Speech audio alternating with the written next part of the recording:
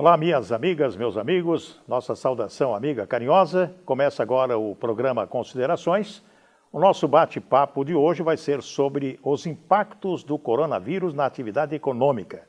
Aqui conosco o superintendente do PROCON de Campo Grande, nosso querido amigo Marcelo Salomão, e também a Dani Dias, economista do Instituto de Pesquisa e Desenvolvimento do FEComércio do Mato Grosso do Sul.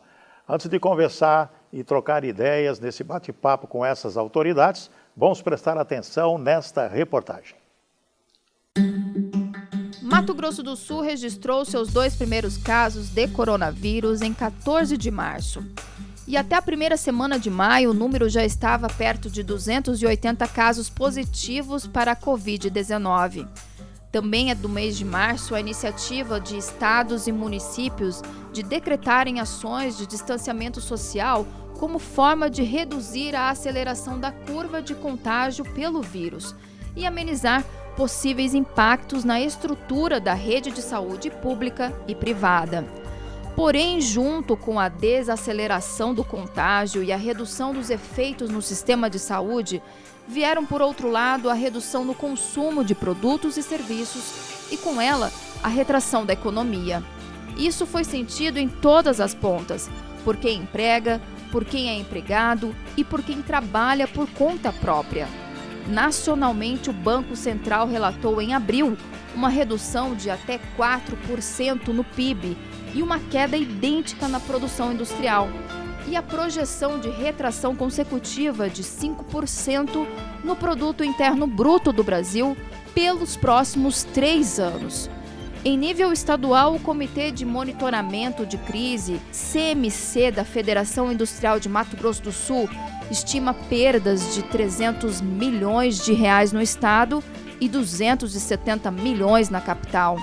A retração é sentida desde o comércio até o agronegócio. E no campo, a preocupação é a queda dos preços da produção agrícola para exportação, pela redução no consumo em países importadores, como a China, que responde pela compra de mais de 40% de tudo que é produzido no campo em nosso estado. Em tempos de economia altamente globalizada, em que a interdependência entre países, mesmo distantes, causa impactos até em pequenos negócios e mercado dinâmico, em que ações de governos e setores empresariais podem mudar rapidamente os cenários. O que é preciso fazer para entender e sair desta crise? Realmente, o que é que devemos fazer para sair dessa situação que nós estamos vivendo? Tanto é que o nosso bate-papo de hoje é sobre isso. Eu quero agradecer o nosso querido Marcelo Salomão, nosso querido superintendente do PROCON do Mato Grosso do Sul, e também a nossa querida Daniela Dias, que é economista do Instituto de Pesquisa e Desenvolvimento do FEComércio do Mato Grosso do Sul. Vamos começar com as damas, né, Marcelo, se você nos permite, né? Dani, eu queria que você nos falasse a respeito dessa situação que muitos empresários estão vivendo hoje, muitos comerciantes, muitas pessoas foram demitidas, estão desempregadas, comércio trabalhando parcialmente. Algumas lojas não pode o cliente, a mulher, experimentar roupas, nem sapato. Quer dizer, que impacto esse coronavírus está trazendo, principalmente para as pessoas aqui da nossa capital? Muito obrigado pela sua presença aqui. Bom, eu que agradeço, é um prazer estar participando. Infelizmente, as notícias não são tão positivas, mas a gente tem esperança, né? Tem expectativas. Eu começo dizendo que realmente são inegáveis esses impactos que nós tivemos sobre o comércio de bens e serviços, também sobre outros segmentos da economia. Quando a gente fala especificamente do comércio de bens e serviços, este representa mais de 70% dos empregos de Campo Grande e mais de 50% dos empregos do estado de Mato Grosso do Sul. E foi um dos grandes impactados nesse cenário. É claro que nós também tivemos aí um dos maiores segmentos impactados como o turismo, a parte de eventos, mas o comércio, diante do fechamento das lojas durante o mês de março, em diversos municípios e também em Campo Grande, acabou impactando esse cenário. A gente entende que esse foi um momento muito importante, um período mais de uma quinzena, né? 15 dias de fechamento. Foi importante, mas trouxe alguns impactos. A pandemia continua trazendo. Nós tivemos demissões durante o mês de março, tivemos a intensificação dessas demissões no mês de abril e também em maio. Cabe destacar que em torno de 38% dos nossos empresários do Estado precisaram demitir. A média de demissão foi em torno de 2,3 pessoas. Esse percentual, até que ele é pequeno, quando a gente fala da totalidade de empresários e quando a gente diz que a maior parte dos empresários quis manter o seu quadro de colaboradores. Então, justamente, nós temos um momento de empatia, existe a expectativa de recuperação da economia, mas essas demissões, infelizmente, aconteceram. Muitos empresários adotaram também outras medidas que não fossem as demissões, até porque uma suspensão do contrato de trabalho ou até mesmo uma redução salarial são melhores quando a gente compara a possibilidade de demissão. Então, nós tivemos aí que em torno de 25% dos empresários optaram pela suspensão dos contratos de trabalho. As reduções de salário, elas foram modestas quando a gente fala dos meses de abril e março. Elas têm se intensificado agora no mês de maio, mas a gente percebe também que os empresários estão tentando contornar essa questão de faturamento de vendas, utilizando de mecanismos virtuais, canais de comercialização diferenciados. Então, cresceu muito o número de deliveries, cresceu muito o comércio da internet, pela internet, comércio à distância, utilizando o WhatsApp, utilizando de redes sociais. Já era uma tendência e a gente verifica que houve uma intensificação dessa tendência nesse momento e é algo que deve permanecer no pós-pandemia. Então, nem tudo são notícias ruins. A gente ainda tem algo positivo, se é que a gente pode dizer, né? Se é que a gente pode chamar dessa forma, visualizando aí o pós-pandemia, o processo de recuperação, as novas profissões que surgiram nesse período e que devem se manter no pós-pandemia também. Muito bem, o brasileiro é sempre aquele jeitinho brasileiro, né? Sempre o brasileiro, ele se aprimora, né, Marcela, cada vez mais, né? Se não está dando certo assim, ele vai para o outro lado e acaba dando certo. Mesmo assim, a economia sofre muito, né? A arrecadação de impostos diminui, as pessoas não vão comprar mais, compram menos, só o necessário. Parece que o que está dando certo é supermercado, né? Parece que o povo não fica sem comer, né, Marcelo? Agora, eu gostaria de perguntar, porque tem muitos espertalhões e a atuação do PROCON aqui no Mato Grosso do Sul, a sua atuação com toda a sua equipe, é realmente elogiável. E que tem alguns comerciantes que são desonestos e que superfaturam os preços.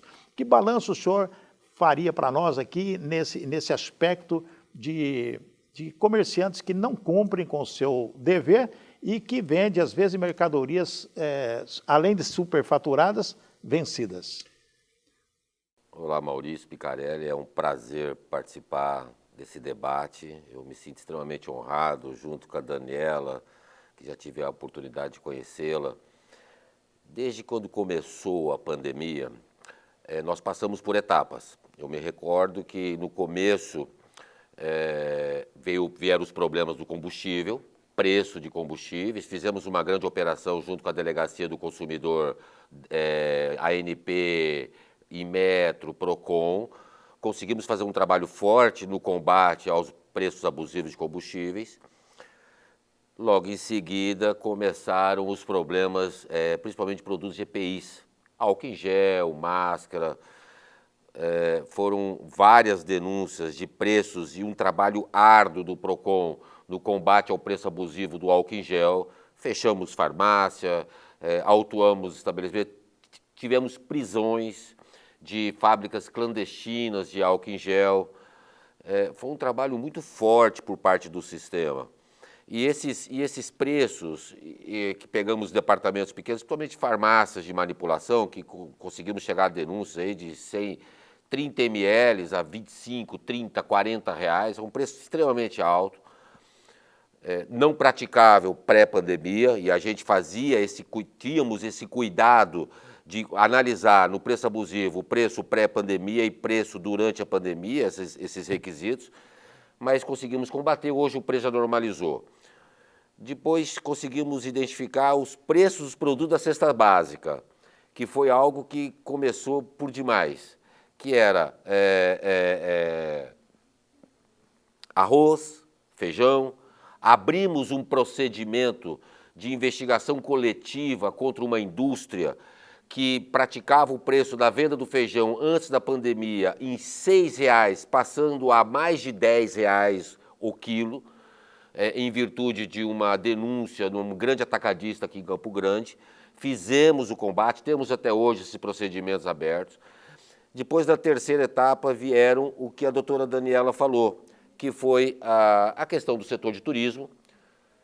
Tivemos, junto com a empresa de turismo estatal do Estado, fizemos um termo de cooperação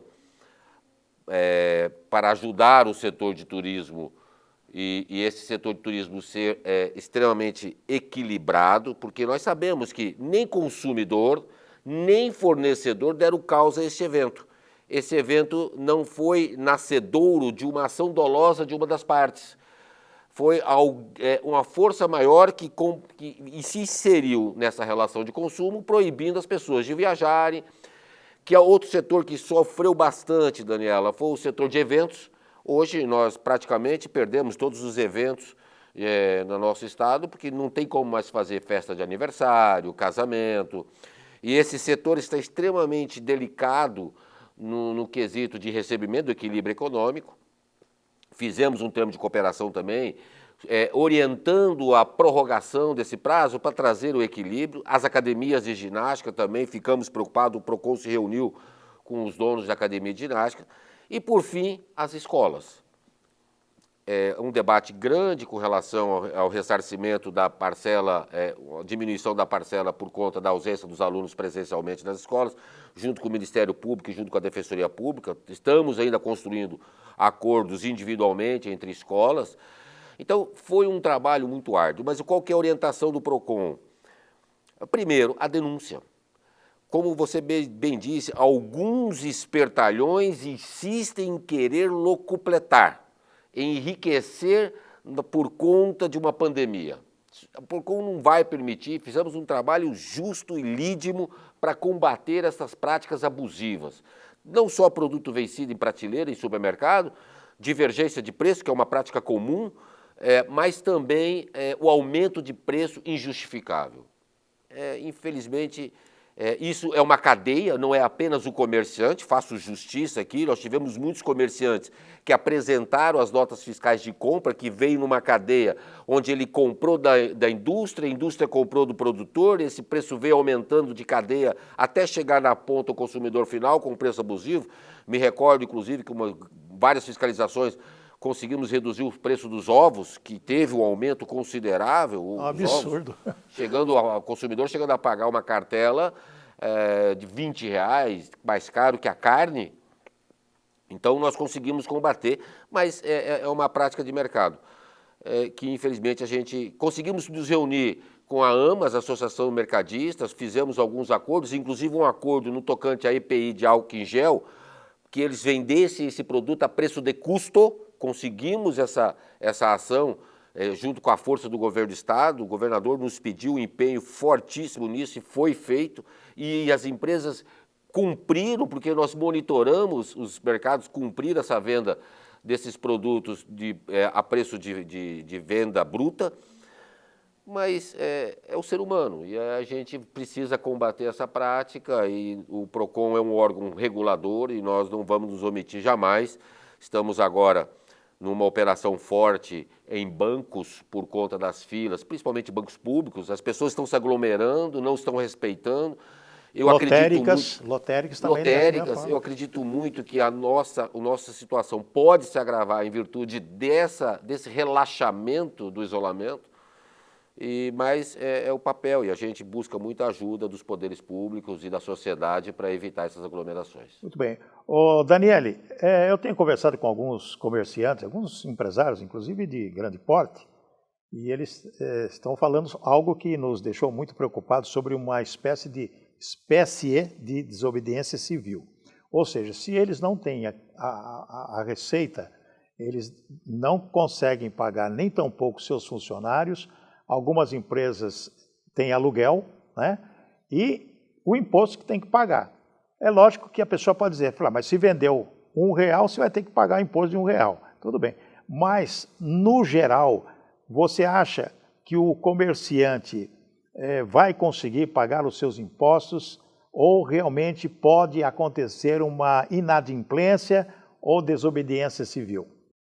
Realmente, nós já tivemos algumas flexibilizações, digamos assim, de algumas medidas. Quando a gente fala de contas especificamente, a gente tem a questão da conta de luz, da conta de água, possibilidade de pagamento posterior. Nós tivemos alguns processos de renegociação de dívidas existentes, já de dívidas bancárias, mas, de fato, a parte de tributos é a mais complicada. Tivemos aí a possibilidade de pagamento em junho, julho, né, dessa possibilidade de refis, quando a gente fala de tributação, principalmente o ICMS. No entanto, a gente sabe, a gente já está no mês de maio, estamos no dia 1 de maio, e diante desse cenário, a gente percebe que a gente já está chegando em junho e pode ser que esse empresário, novamente, ele não consiga pagar essa tributação. Então, aí a gente precisa, novamente, dessa renegociação de prazos, a gente precisa que o poder público também ajude nesse processo, porque senão realmente vai aumentar a inadimplência. No comércio em geral, nós tivemos queda em torno de 50% do faturamento na comparação ao ano passado. O Dia das Mães teve uma queda de 40%. Então, são valores expressivos. Quando a gente fala de alguns segmentos, como de moda, essa queda foi em torno de 90%. Então, são quedas muito complexas. Então, assim, o empresário está tentando manter o seu quadro de colaboradores, no entanto, ele tem algumas obrigações. E dentre essas obrigações, a questão da tributação. Então, há necessidade de renegociação de prazos. Então, no primeiro momento, estava se falando de junho. Junho já está batendo a porta. Então, realmente, o empresário está numa situação complexa, uma situação delicada, em que há necessidade dessa renegociação, há necessidade de que a união das instituições ajude nesse processo a pensar em algumas outras alternativas. Hoje mesmo a gente divulgou uma pesquisa voltada ao endividamento e inadimplência das famílias. Se as famílias estão ficando mais inadimplentes, os nossos empresários também têm ali a tua vertente, índice de confiança do empresário está muito menor, e a inadimplência ela também pode acontecer. E aí a gente tem um outro dado importante. Mais de 60% dos empresários do estado disseram que vão precisar de empréstimo para poder garantir a sobrevivência do negócio, pelo menos até o final do ano. E mesmo no pós-pandemia, costuma dizer que a gente vai ter que ajudá-los, enquanto instituição, enquanto poder público, pegar na mão mesmo por pelo menos 12 meses, no sentido de que possa ajudá-los financeiramente, em algumas estratégias, porque é um processo muito doloroso de recuperação econômica que vai acontecer posteriormente. É isso aí, o comerciante, né, aquele que depende do comércio, de venda, ele tem que realmente ter estratégias, né, para driblar, né, Salomão, essa situação, porque é realmente mesmo terrível, né?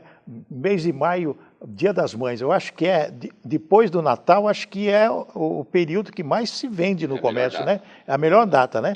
Daqui a pouco teremos o Dia dos Pais, daí tem o Dia das Crianças, uma situação que realmente é complicante e cada cidadão, ou cada comerciante, cada empresário tem que buscar outras alternativas. E com certeza, a Federação do Comércio, as instituições, tem que negociar com o governo, com as autoridades, para ter prazo, ter linha de crédito para poder superar essa situação tão caótica.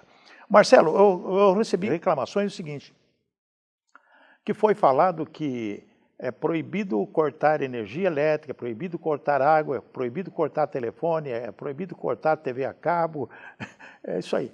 Mas muitas pessoas estão recebendo cartinha de corte, mandando para o SPC, de energia, de água, de net, de Sky, de essas coisas todas, mandando e dizendo, olha, você tem um prazo de 15 dias, se não pagar, vai cortar. Muito bem, quem que está reclamando? Não é quem tem net, quem tem Sky, quem está reclamando é quem tem água na sua casa e energia, né? E que a pessoa às vezes está desempregada.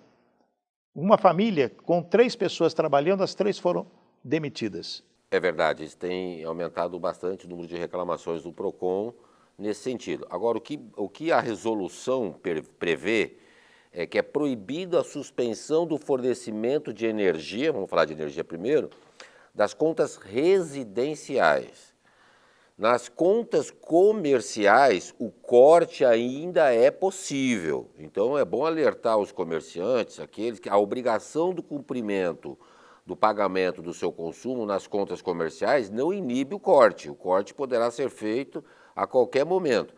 Mas a resolução das agências não inibe a cobrança e nem a não inserção do nome nos órgãos de proteção de crédito. E aí é o único remédio que as empresas têm para poder receber o valor devido da conta de luz ou da conta de água, porque no caso da capital, a concessionária também proibiu o corte do fornecimento de água, de qualquer conta, tanto comercial como residencial, diferentemente de energia.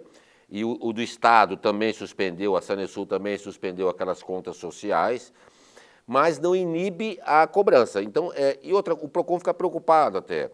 No pós-pandemia, olha só, as contas de energias que são devidas e são refaturadas, se o consumidor quiser parcelar essa conta, ele faz um financiamento. Pouca gente observa isso. E a resolução da ANEEL permite. Então, e há taxas de juros. Então, a gente até orienta o consumidor, olha, está proibido o corte, mas não deixa de pagar, porque isso vai acumular, vai gerar um transtorno para o consumidor, isso vai gerar uma bola de neve e lá na frente o PROCON vai ter que interceder, a gente briga pelo consumidor, porque tem consumidor que realmente não tem condições, esse que você me falou, está desempregado, é autônomo e não está tendo receita, a gente vai ter que achar uma solução para esse cidadão. Ou aqueles oportunistas, tem consumidores oportunistas também onde o consumidor vai se aproveitando da pandemia, não paga suas contas de água e luz e gasta sua conta com outras atividades. A gente precisa separar esse joio desse trigo e ajudar aqueles que realmente precisam. Eu tenho muitas reclamações, tenho entrado em contato com as concessionárias, tenho conseguido bons acordos, tanto da energia quanto da água, para que o consumidor que efetivamente demonstrou a perda de renda familiar possa ter um benefício, inclusive com documentação. Eu fiz um termo de cooperação com a concessionária para fazer um financiamento, inclusive sem taxa de juros. E a energia tem nos dado essa oportunidade. Agora, não vamos passar a mão na cabeça daqueles que querem locupletar, querem enriquecer. Oportunista mesmo, né? Nós não permitiremos isso, mas Agora, há sim bastante reclamações. Marcelo, com respeito a aluguéis, tem muitas pessoas que são carentes, que têm o seu trabalho, mas perderam o emprego e têm que pagar aluguel, e não estão conseguindo pagar aluguel. Como que ficaria nessa situação? Isso acontece muito, principalmente em comércio, como a própria Daniela diz. Os comerciantes não estão conseguindo arcar com as suas obrigações. Tem aluguel que é 5, né? 10, 15 mil reais no centro. Aquelas despesas correntes, aquelas despesas mês a mês. Minha família tem imóvel de aluguel e nós reduzimos o valor do aluguel. Mas a medida provisória do governo federal proíbe qualquer tipo de ação de despejo por falta de pagamento. Então, o comerciante não precisa se preocupar que não poderá haver a propositura de ação de despejo por conta da inadimplência do valor do aluguel. Mas não é isso que ele quer. A conta vai vir. Vai ser agora, vai ser daqui 30 dias, daqui 60 dias. Vai ter que negociar, vai ter que negociar. O que o PROCON orienta? Não existe regra objetiva de redução do valor do aluguel. Ninguém emitiu nenhum ato normativo, lei ou instrução, medida provisória que abaixe o aluguel. Nós temos que identificar caso a caso. Por exemplo, se generalizar, se fazer na forma horizontal, agora mesmo você disse, tem supermercados que estão faturando e eles pagam aluguel também. Então nós temos que analisar caso a caso. O consumidor, o proprietário sentar com o senhorio, o inquilino sentar com o senhorio, discutir o valor do aluguel, mostrar porque nem o senhorio quer que o imóvel dele seja desocupado, porque uma desocupação de imóvel hoje é prejuízo, com certeza. Ele não vai conseguir locar esse imóvel para outra pessoa. Não vai. Então, nós temos que aproveitar e sentar à mesa, a saber negociar, fazer com que as duas partes conseguem chegar ao acordo. A 8.245 de 1991, que é a lei do inquilinato, estabelece, inclusive, a possibilidade da conciliação preliminar. Então, não há o que discutir com relação a uma dificuldade do inquilino não conseguir pagar o aluguel e não ser recebido pelo senhorio, pelo proprietário.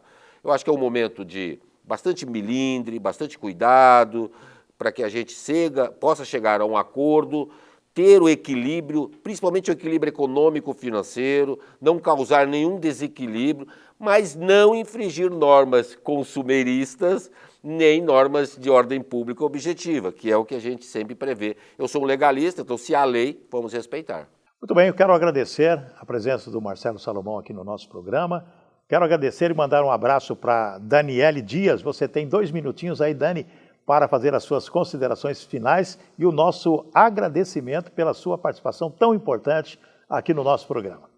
Bom, é um grande prazer ter participado, ter esse momento para falarmos um pouquinho, apesar dos dados não serem muito positivos, e ficamos à disposição. A gente costuma dizer que no pós-pandemia nada será como era antes da pandemia. É um novo normal, é um novo cenário, talvez com uma intensificação de outras tendências, com uma visão completamente diferente de consumidor, uma visão completamente diferente de empresário. Mas a gente acredita que esse é um momento de empatia, que a gente precisa se ajudar e que daqui a pouco tudo isso vai passar e a gente vai ter que passar por um processo também de recuperação da economia. Então, muito obrigada. Eu que agradeço, muito obrigado pela sua participação. Marcelo, muito obrigado por ser sempre gentil, sempre companheiro e sempre esclarecedor também. Muito obrigado pela sua presença aqui no programa. Eu que agradeço, Picarelli, é um prazer sempre participar. Eu só queria deixar 2 recadinhos rápidos. A Daniela me falou há pouco das compras virtuais, que elas estão crescendo muito. Realmente elas estão crescendo muito. Orientar o consumidor quando cresce a demanda, crescem as fraudes. Checar o site, nós temos crescido muito as demandas de reclamações de fraudes em compras virtuais, verificar se tem um cadeado, aqueles cadeado de segurança, printar as telas, olhar os chats, não cair em gol. Se tiver dúvida, não compre, não forneça a informação do seu cartão de crédito para um site desconhecido. Isso é uma prática comum. E segundo primeiro a gente precisa cuidar da saúde, depois a gente cuida da economia. Acho que a saúde é o mais importante e ficar na segregação social, usar máscara e luva. Eu fico muito honrado de poder novamente participar e acredito muito que são perguntas inteligentes, esclarecedoras e me dá bastante orgulho de participar mais uma vez contigo. Obrigado, Marcelo. Bem, eu quero agradecer a todos, nossos queridos telespectadores, e participe sempre da nossa programação da TV Assembleia, através também das nossas mídias sociais. Até o próximo programa.